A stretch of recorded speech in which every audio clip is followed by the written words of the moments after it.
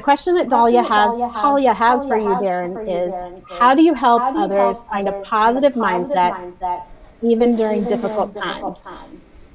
Yeah, okay. I think this is probably a great question to address, particularly right now. First off, hey, look, everybody, I know that everyone is anxious and worried about the fact that we might be rotting as a society. And it's true. If you look at the news headlines, if you listen to the political rhetoric, or if you click on all that outrage clickbait on social media and the interwebs, if you do, then yes, you would think that we are at each other's throats, that we have these radically opposing views and values, and that we are deeply divided as a culture. I mean, just how many times have we been told how deeply divided we are? But are we?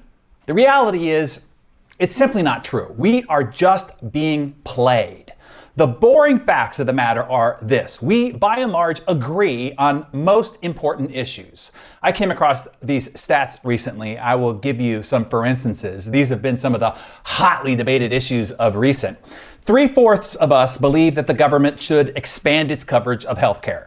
2/3 believe there should be stricter gun laws. 79% think abortion should be legal. 76% support investing in more education. 96% support investing in infrastructure improvements. 76% say racism continues to be a big problem.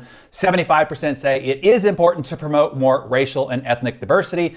2/3 sees China as a threat, and 83% of Americans believe the U.S. should continue to invest resources to remain the world's majority or major military power. So those are massive majorities, not 50-50 or even 60-40, but those that are dependent on your emotional engagement. They shine a spotlight on those that are in the minority. And that is what occupies the majority of our attention.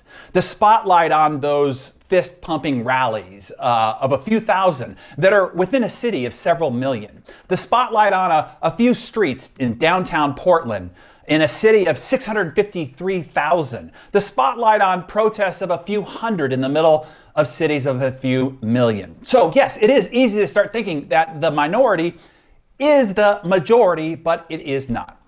Understand this, everybody. Most people are mostly good, decent, smart, caring, and compassionate. The problem is most people are also fearful, insecure, naive, lazy, and selfish. We are both those things, all of us. So, to the point of your question, Talia, we become more of what we give more attention to.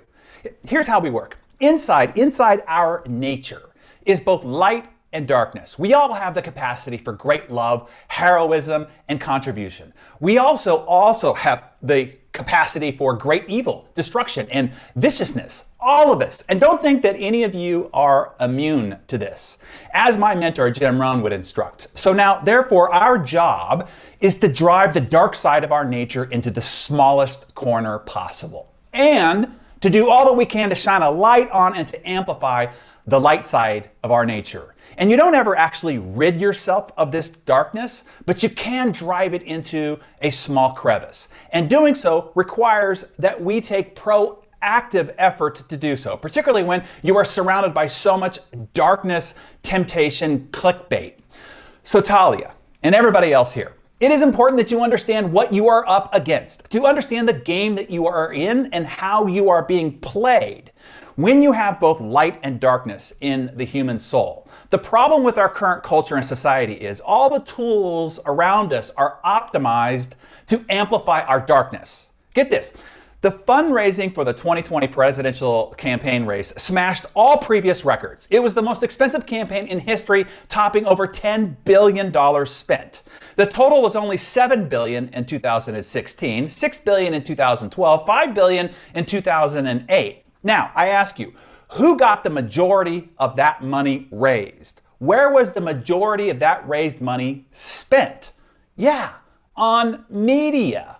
But bloody political campaigns are like Christmas, Hanukkah, and Kwanzaa, all wrapped into one joyous holiday season for media. You already know that media makes their money from your attention, and your attention is drawn by fear, danger, corruption, controversy, crisis, scandal, and all the other attractive factors of our dark nature. It is hard to resist danger alert was wired into our threat alert system for hundreds of thousands of years. It is known that we pay 10 times more attention to negative information than we do positive information.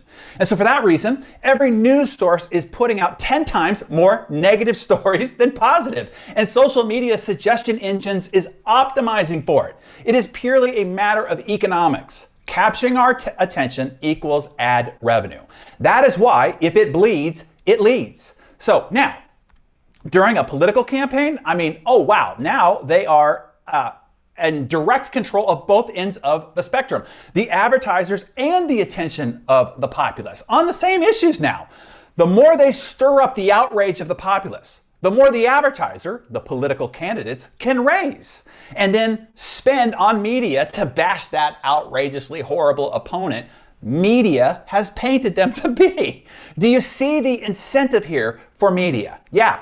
To dial up the divisiveness, the controversy, the anger, the fear, the worry, the polarization, because the worse it gets, the better it is for them, for attention and for advertising dollars. I just got these stats here this morning. Since March of this year, the beginning of this pandemic, news channel viewership skyrocketed. CNN was up 156%. Year over year, Fox News Channel 51%, MSNBC 26%, CNN jumped 107% in total day viewership. On top of that, the sports viewership didn't deliver as usual. So then what do these networks do? They triple down on controversial news. So it is true, the dark side of our nature has been jacked up and amplified. Media has done a terrific job feeding our divisiveness, our anger, our fear, and our disagreements. But realize this, it is not who we are as people and as a populace. As people, we are mostly good, but we must stop feeding the dark side of our nature. I've told you the Cherokee tale before. Inside each of us is both a good wolf and a bad wolf. The good wolf is kind and loving and caring and generous. And the bad wolf is evil, hateful, vicious, and selfish. These two wolves are in an epic battle for the dominance of your soul. And the one who will win is the one you feed. When you feed the bad wolf, you make it stronger and more dominant in your spirit.